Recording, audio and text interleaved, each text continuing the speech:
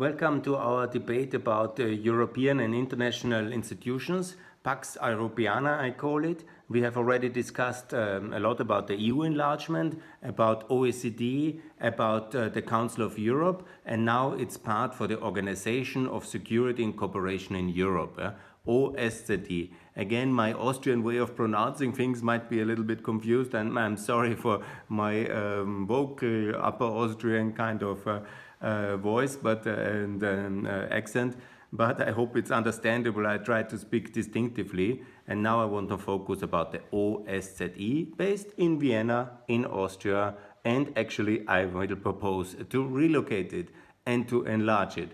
If anybody of you has followed my previous videos, that's probably not a kind of a surprise for you, because I try to relocate and enlarge, especially enlarge all these organizations, because what's happening is we are a little bit in a freeze at the moment because of this second Cold War with Russia, and so we were institutional, and also because of Trump and Brexit, and there's a number of reasons, they're all interconnected.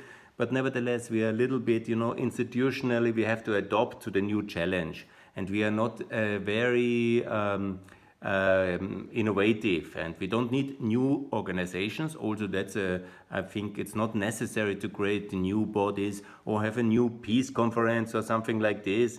No. We have very good institutions. We just need to a little bit, fine-tune them and adopt them for the challenges of the 2020s. And now, at this time of crisis of Corona, is very good moment to really discuss what we have to do also with OSCE. And now you ask me, what about enlargement, what about reform, what about relocation? The OSCE, let me talk first about history. It's very much the product of trying to have the Cold War stay cold, meaning of not having a major conflict in Europe, or to settle the minor conflicts which we had in a peaceful, diplomatic, reasonable way, not to avoid major wars and conflicts and settle the one. So we have a lot of conflicts: Syria, Libya, Ukraine, Georgia, and potentially there will be more. So it's very necessary organization. It's very different from the Council of Europe, and it has a very important task to play. Historically, I want to maybe give my perspective of the foundation. It's very much the product of this phase of the second mandate of Nixon. Nixon was a very controversial president, the first one ever to resign, the Watergate scandal, you might remember, but he was also a very strong counterweight towards the Soviet Union. He was a Republican. He pushed very hard back in the Vietnam War. He was really, controversial in many aspects, with the Nixon shock, going off gold, creating this, starting this difficult economic period. But, he basically also inherited the Vietnam War, and I'm far from defending it. But what happened in a short version, he really brutally bombed North Vietnam into submission in '72 when he got re-elected. And then, there was a big shock in the East, and they consented then into a process of peace for North Vietnam, but also in the whole process which led to the Helsinki Charter.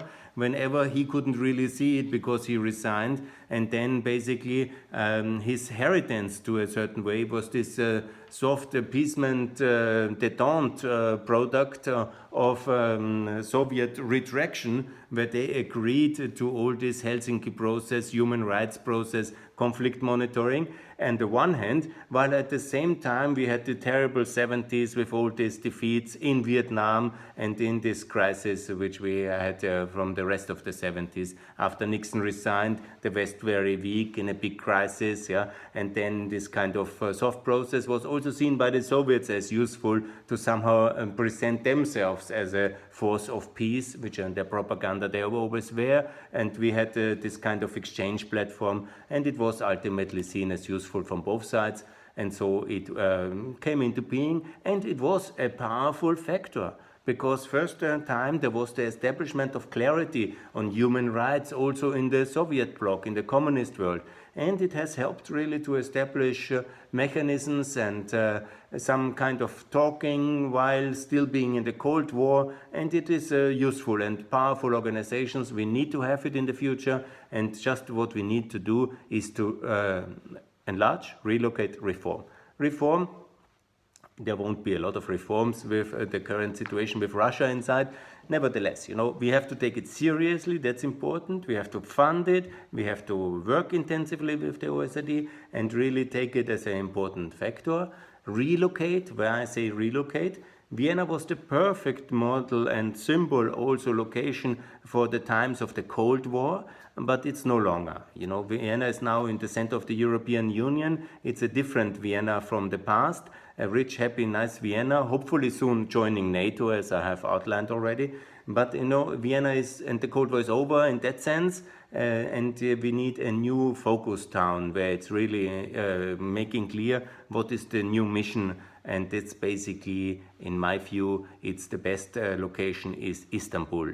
Istanbul as a very, very powerful location between Central Asia, between Russia, between the European Union, and also where the focus of the OSCE should be, because here we should be inviting especially all members of the Union for the Mediterranean. That means all members some of them are already like observers, partners for corporations, but definitely from Morocco to Egypt, the whole Middle East, everything which comes out of Syria in the future, but also Central Asia is already a member of it, and that was very good. Afghanistan, obviously, Iraq, and also then I think we should seriously offer this to India as a very important superpower of South Asia, but also to China and also to Japan.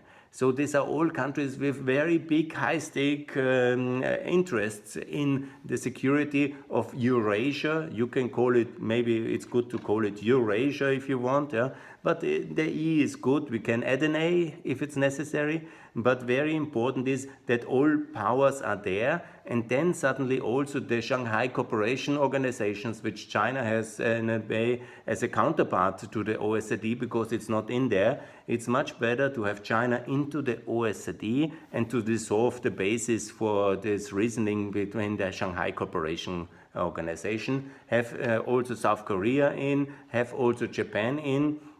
I don't think in the ASEAN countries at that sense, but it's also possible. I wouldn't exclude it.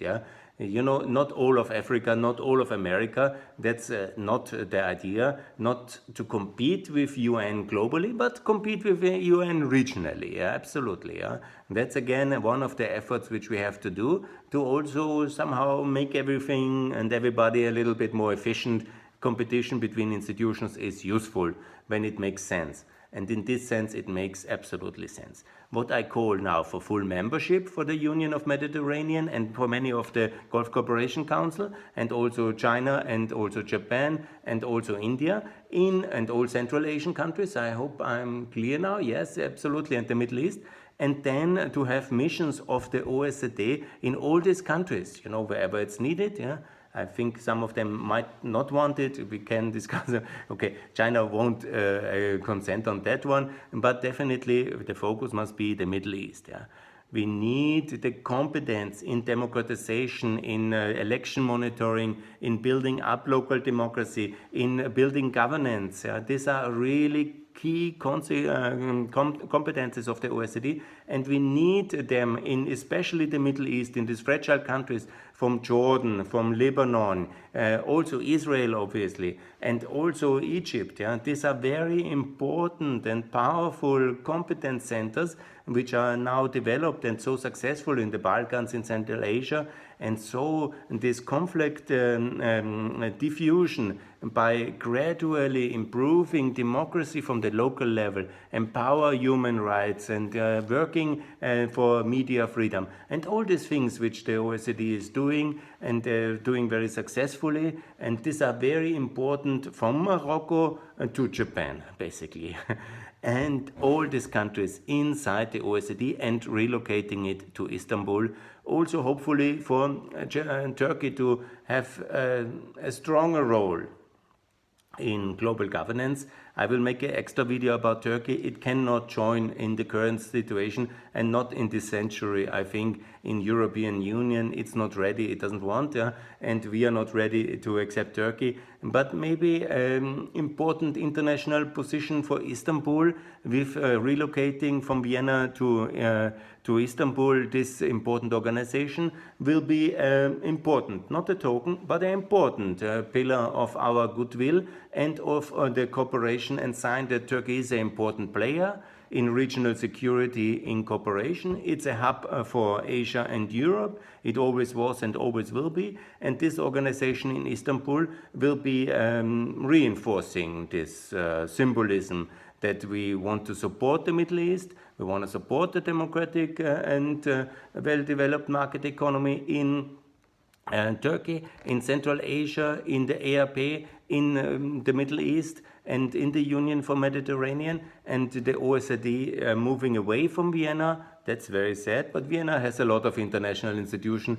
It will be, I think, hopefully adopting, and maybe one other EU agency can be found for Vienna to compensate and to make everything a little bit acceptable for the Austrian political elite. Hopefully they anyhow join NATO and will be in that sense happily united, and maybe there can be some other NATO institution coming to Austria. It's also one option. I think it would be good. But key is now the OSCE, and the OSCE to be in Istanbul. I think it's a much more better symbolic and practical location for all the big challenges which we have. And first of all, obviously, that will be a peace settlement for the former Syria, whatever ex-Syria I tend to call it. I will talk about that one as well, but also for Iraq, for many new states which might develop out of many of the present states from the Middle East. I will discuss in a separate video about that. But the amount of instability which is still present in the ex-Ottoman Empire, from Somalia to Sudan, South Sudan, also to the countries of Libya, Iraq, Syria, Afghanistan. Really, the location for the OSCE should be in Istanbul, close to the area, fast to reach, symbolic also for the past, but also for the future, how a democracy and a democratic state can be built like Turkey is. Should be better, obviously, but is in principle in the Muslim world. And so this kind of symbolism is much more relevant than the first Cold War symbolism of Vienna. And so this is really a very important decision. Strengthen the Organization for Security